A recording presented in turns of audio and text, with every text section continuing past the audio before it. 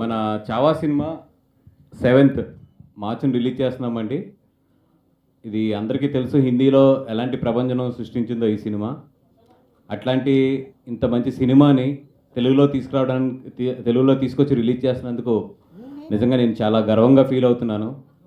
మీకు అందరికీ కూడా తెలుసు గీతా ఆర్ట్స్ అనేది ఏ లాంగ్వేజ్లో ఎటువంటి ఏ లాంగ్వేజ్ అయినా సరే ఒక మంచి సినిమా వస్తున్నప్పుడు దాన్ని తెలుగులోకి తీసుకురావడానికి ఎప్పుడు కూడా ముందుంటాం. ఒకప్పుడు గజనీ కావచ్చు, దాని తర్వాత మొన్న 2018 కావచ్చు, అంతకుముందు కాంతారా కావచ్చు. అలాగే ఎనీ సినిమా బాగుంది అంటే కనుక మేము ఎప్పుడు కూడా ఆ సినిమాని తెలుగులోకి తీసుకొస్తానికి చాలా ఉత్సాహంగా ముందుగా ఉంటాము. అదేవిధంగా చావా చూసినప్పుడు కూడా అంటే యాక్చువల్లీ నేను ఒక 1 వీక్ లేట్గా చూస్తాం జరిగింది ఈ సినిమాని. ఇమీడియట్లీ అక్కడ ప్రొడ్యూసర్స్ని అప్రోచ్ అయ్యి లేదంటే ఇట్లాంటి మంచి సినిమా తెలుగులో డెఫినెట్గా ఆడుతుంది. ఎందుకంటే ఒక మంచి సినిమాని తెలుగు ప్రేక్షకులు ఎప్పుడూ కూడా చాలా బాగా తీసుకెళ్తారు. దానికి చాలా నిదర్శనాలు ఉన్నాయి. అది తమిళ సినిమా అయినా సరే, మలయాళం సినిమా అయినా సరే, కన్నడ సినిమా అయినా సరే, లేదంటే కనుక ఒక హిందీ సినిమా అయినా సరే, ఎనీ లాంగ్వేజ్ మాకు మంచి సినిమాని తెలుగు ప్రేక్షకులు ఎప్పుడూ కూడా చాలా దగ్గరగా, చాలా మనసుకు దగ్గరగా తీసుకుని ఆదరిస్తారు 100%. అదేవిధంగా చావా సినిమా కూడా ఇది అన్ని సినిమాలు లాంటి సినిమా కూడా కాదు.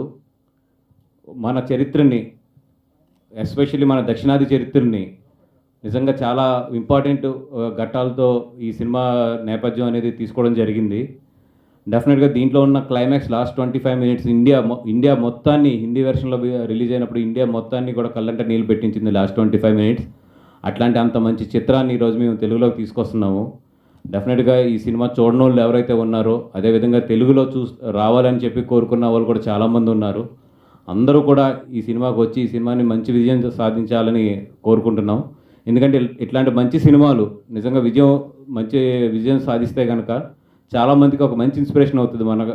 మన చరిత్రలో ఎన్నో ఇట్లాంటి బయటికి రాని కథలు చాలా ఉన్నాయి. అట్లాంటి కథలను బయటికి తీసుకొస్తానికి చాలామంది కూడా ప్రొడ్యూసర్స్ కానీ, డైరెక్టర్స్ కానీ ఒక ధైర్యం వస్తుంది ఇట్లాంటి సినిమాలు బాగా ఆడినప్పుడు. అపార్ట్ ఫ్రమ్ అన్నిటికన్నా కూడా ఈ సినిమా ఒక టెక్నికల్గా కానీ, ఒక కథాంశంగా కానీ, ఒక స్క్రీన్ ప్లేలో కానీ, ఒక క్వాలిటీ ఆఫ్ ద ఫిలిం నిజంగా మెస్మరైజ్ చేసింది మమ్మల్ని అందరినీ కూడా.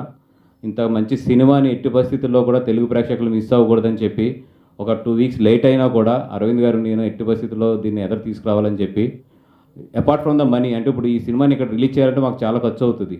ఇది రేపొద్దున వస్తుందా రాదా ఈ అన్నిటికన్నా కూడా ఒక మంచి సినిమాని తెలుగు ప్రేక్షకుల ముందుకు తీసుకురావాలని చెప్పి మాత్రం ముందు తీసుకొస్తున్నాం మేము.